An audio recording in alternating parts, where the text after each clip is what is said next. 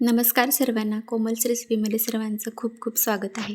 आज आपण करणार आहोत आषाढ स्पेशल कापण्या. चला तर मग सुरुवात करूया. व्हिडिओ शेवटपर्यंत नक्की बघा, कारण आपण मध्ये मध्ये काही टिप्स देणार आहोत. इथं आपण 2 वाट्या गूळ चिरून घेतलं आहे. मोजून बघूया आपण. बरोबर 2 वाट्या. खूप दाबायचं नाही आहे, वरच्यावर भरायचं आहे गूळ. या प्रमाणात केलं तर परफेक्ट कापण्या होतात आणि खुसखुशीत होतात. गूळ मोजून झालं आहे आपला. पातेल्यात भरूया आपण.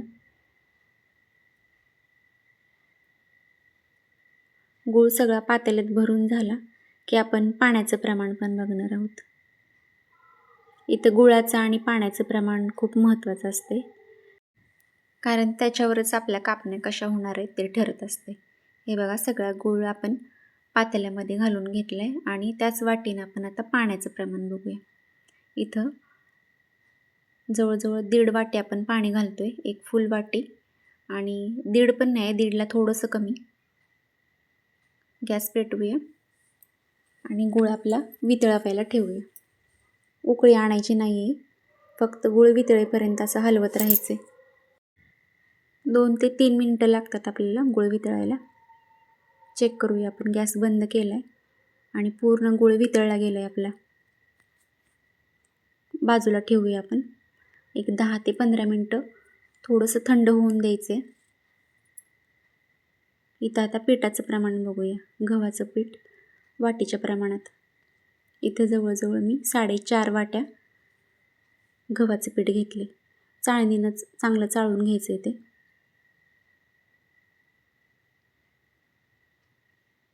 तेल कढायला ठेवूया आपण. तेलाला चांगली कडकडीत उकळी आणायचे. तेलाचं मोहन घालायचं आहे त्याच्यात. चवीपुरतं मीठ घातलं आहे आपण गव्हाच्या पिठामध्ये, आणि वरून तेलाचं मोहन घालूया.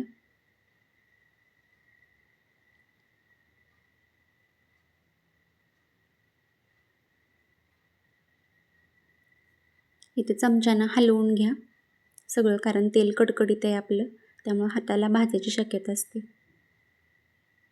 चमच्यानं थोडं हलवलं की हाताने आपण सगळ्या पिठाला तेल चोळून घ्यायचे.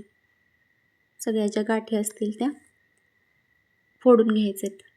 गुळाचं पाणी आपण गाळून घेऊया, कारण गुळामध्ये जर कचरा वगैरे असला तर तो गाळणीत बसला जातो. सगळं गाळून घेऊया आपण हे मिश्रण. चला तर आता आपण पीठ मळायला सुरुवात करू. थोडं थोडं करून आपण पीठ मळायचं आहे सगळं. खूप घट्ट पण नाही आणि खूप पातळ पण नाही मळायचं. हे बघा, अशा प्रकारे गोळा तयार झाला आहे आपल्या पिठाचा. एक 10 ते 15 मिनटं आपण बाजूला ठेवू. मोठं झाकण ठेवायचं आहे त्याच्यावर. 10 मिनटांनी बघा पीठ आपलं चांगलं मुरलं गेलं आहे. आणि आता छोटे छोटे गोळे करून आपण लाटायला सुरुवात करूया. तेलसुद्धा ठेवलं आहे आपण कढईमध्ये तापायला, आणि लाटून घेऊया आपण. पीठ चांगलं मुरणं गरजेचं असतं इथं. एक 10-15 मिनटं पीठ चांगलं मुरलं की चांगल्या कापण्या तयार होतात. इथं तुम्ही खसखससुद्धा घालू शकता याच्यावर, किंवा तीळ घातलेत तरी चालतील. आता इथं माझ्याकडे खसखस नव्हती म्हणून मी इथं तीळ घातलेत कापण्यामध्ये. आणि आपल्याला योग्य त्या आकारात कापून घ्यायचे. कापून घेऊया आपण सगळ्या कापण्या. खूप जाड नाही करायची आपल्याला कापणी. खूप जाड केली तर ती मऊ होती, आणि खूप अशी पातळ जर आपण लाटली तर मग खूप कडक होतात. आपल्याला खूप जाड पण नाही आणि खूप पातळ पण नाही, मध्यम लाटायचे. त्यामुळे आपल्या कापण्या कशा खुसखुशीत होतात. तेल तापले का चेक करूया. तेल एकदम कडकडीत पण नाही तापवायचं, मीडियममध्ये तेल तापवायचे. आणि तेल तापलं की एक एक करून आपण सगळ्या कापण्या त्यात सोडून घेऊया. खूप जास्त कापण्या नाही टाकायच्या. जेवढं तेल आहे त्याच्या प्रमाणात कापण्या टाकायच्या त्यात, नाहीतर काय होतं, कापण्या कच्च्या राहतात, व्यवस्थित तळल्या जात नाहीत. त्यामुळे जेवढं मावेल तेवढंच कापण्या सोडा त्याच्यात.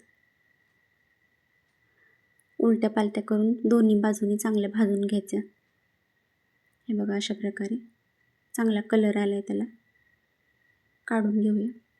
आणि अशाच प्रकारे आपण दुसरंसुद्धा घाणं टाकूया.